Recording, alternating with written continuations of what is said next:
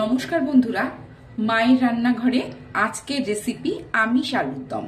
তো চলুন দেখে নিই আমরা আলু আর দম করতে কি কি উপকরণ লেগেছে।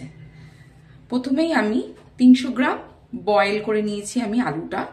আলু লেগেছে, এছাড়া আমাদের লাগছে মটরশুঁটি, টমেটো, পেঁয়াজ কুচিয়ে রেখেছি আমি পরিমাণ মতন, 2টো মিডিয়াম সাইজের পেঁয়াজ নিয়েছি, রসুন কুচি, টক দই অল্প করে ফেটিয়ে রেখেছি। আর এদিকে আমি নিয়েছি পুদিনা পাতা, ধনে পাতা, আদা, জিরে, ধনে, গোলমরিচ, গরম মশলা আর কাঁচা লঙ্কা। আর গুঁড়োর মধ্যে নিয়েছি আমি নুন, হলুদ, অল্প করে স্বাদ অনুসারে মিষ্টি, ধনে গুঁড়ো, জিরে গুঁড়ো আর লঙ্কার গুঁড়ো। এই হচ্ছে আমাদের আজকের উপকরণ আমিষ আলুর দমের। তাহলে চলুন আমরা দেখে নিই আলুর দমটা আমি কি করে তৈরি করব। প্রথমেই আমি আলুর দমটাকে একটা কাঁটা চামচের সাহায্যে একটু বয়েল করা আলুটা বয়েল করে নিয়েছি। আগে আমি একটু এরম করে কেটে নেব।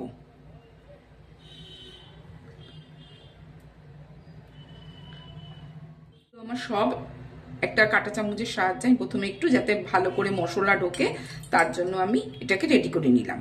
এবার চলুন আমরা রান্নাটা করে ফেলি।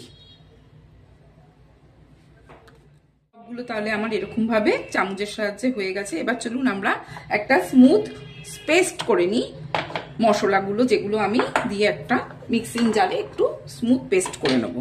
তারপরে আমরা রান্নাতে চলে যাব। প্রথমে আমি পুদিনা পাতা দিলাম, তারপর আমি ধনে পাতা দিলাম, তারপরে আমি আদা কুচনো দিলাম, গোটা জিরে, গোটা ধনে, গোলমরিচ, এলাচ, দারচিনি, আর যে যেরকম ঝাল খাবেন স্বাদ অনুসারে কাঁচা লঙ্কা। এটাকে আমি একটা স্মুথ পেস্ট করে নেব।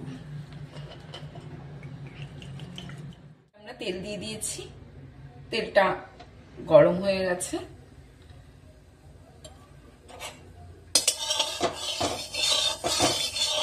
এবার এর মধ্যে আমরা একটুখানি একটা শুকনো লঙ্কা, একটু তেজপাতা আর একটু মিষ্টি জিরা মানে মৌরি আমরা ফোড়নে দিলাম। ফোড়নটা 1 সেকেন্ডের মতো একটু নাড়াচাড়া করে এবার আমরা যে পেঁয়াজটা কুচিয়ে রেখেছিলাম সেটাকে আমরা দিয়ে দেব।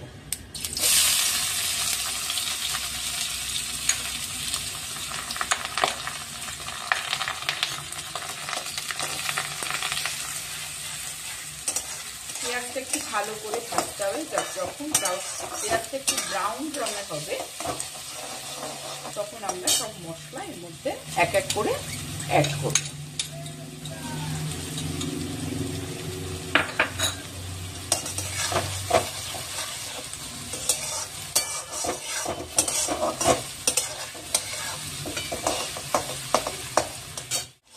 পেঁয়াজটা একটু ভাজা ভাজা হয়ে গেছে।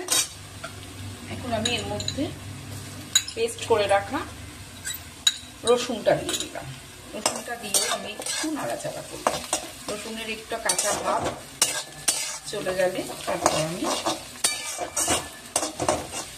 এর মধ্যে টমেটো দেব।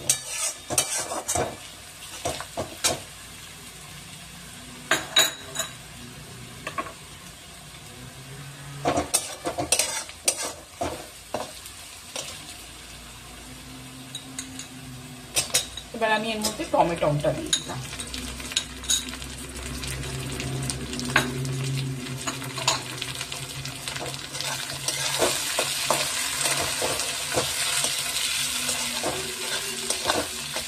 টমেটোটা দিয়ে আমি 2 মিনিটের মতন ভালো করে একটু রেখে দিলাম।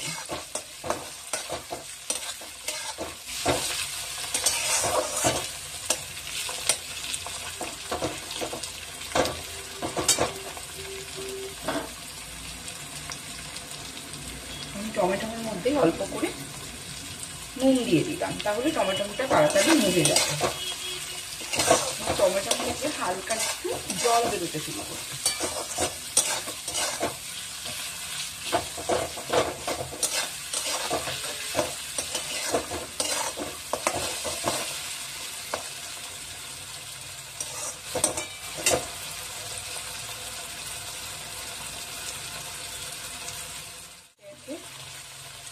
হলুদ গুঁড়ো, লঙ্কা গুঁড়ো, জিরে গুঁড়ো, ধনে গুঁড়ো আর মিষ্টি। অল্প করে আমি চিনি দিয়েছি, একটু চিনি দিতে ভালো লাগে। আপনি গুঁড়ো দিতে পারেন, অনেকে চিনি পছন্দ করেন না, আমিও চিনি দিই না, আমি দুধটাই প্রেফার করি, কিন্তু আমার দুধটা শেষ হয়ে গেছে তাই আমি চিনি দিলাম।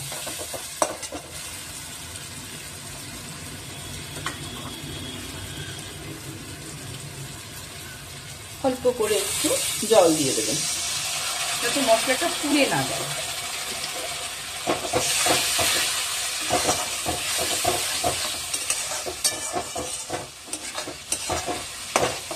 এক মিনিটের মতো মশলাটা একটু কষে আসলে তখন আমি যে পেস্টটা তৈরি করেছি পেস্টটা আমি দিয়ে দেব।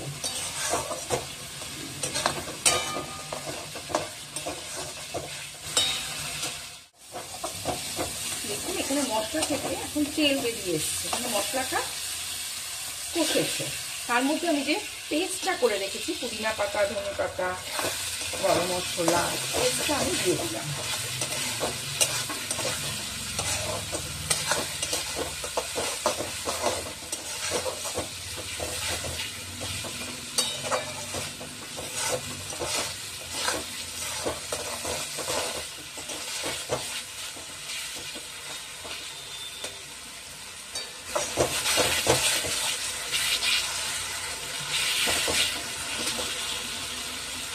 এটাকে একটু কষাতে হবে, এটা থেকে যখন আরো একটু তেলটা বেরোবে, কারণ যখন আমি পেস্ট করেছি তার মধ্যে একটু জল ছিল, এই জলটা যখন থাকবে না তখন তেলটা বেরোবে, তখন আমি ফেটানো টক দইটা দেব।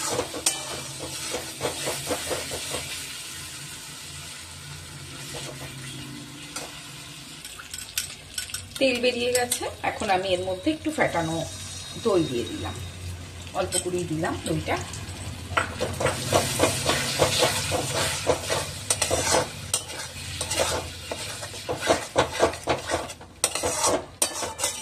আঁচটা সিম করে তারপরে দইটা দেবেন। যদি বেশি আজের মধ্যে দইটা দেয়া হয় তাহলে অনেক সময় দইটা ফেটে যায়। দেখুন কত সুন্দর এসছে কালারটা।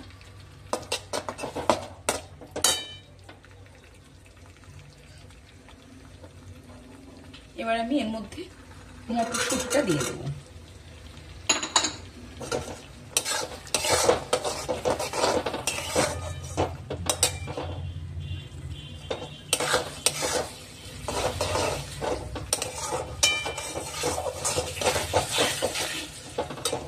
এবং আমি এক এক করে বয়েল করা আলুটাও দিয়ে দেবো।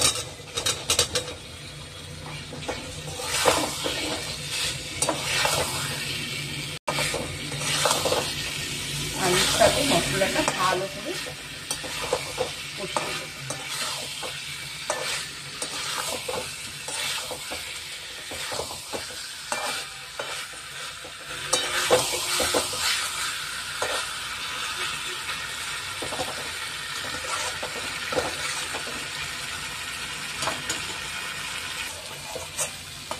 আমার মশলাটা দেখুন কষে গেছে, দেখুন এখন কড়াইয়ের নিচে অল্প অল্প লেগে যাচ্ছে, তার মানে আমার মশলাটা একদম সুন্দর মতো কষে গেছে।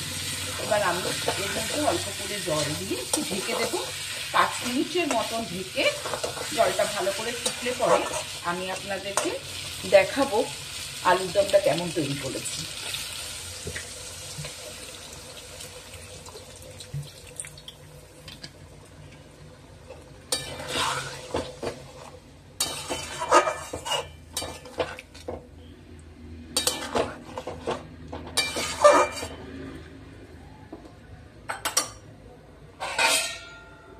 পাঁচ মিনিট পরে আমরা এটাকে সার্ভ করব।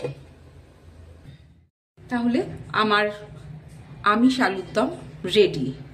এটাকে আমি সার্ভ করছি লুচির সাথে। আপনারা রুটি হোক, পরোটা হোক, তার সাথে খেয়ে দেখবেন। যদি ভালো লাগে চ্যানেলটাকে সাবস্ক্রাইব করে একটা লাইক করে দেবেন। নমস্কার।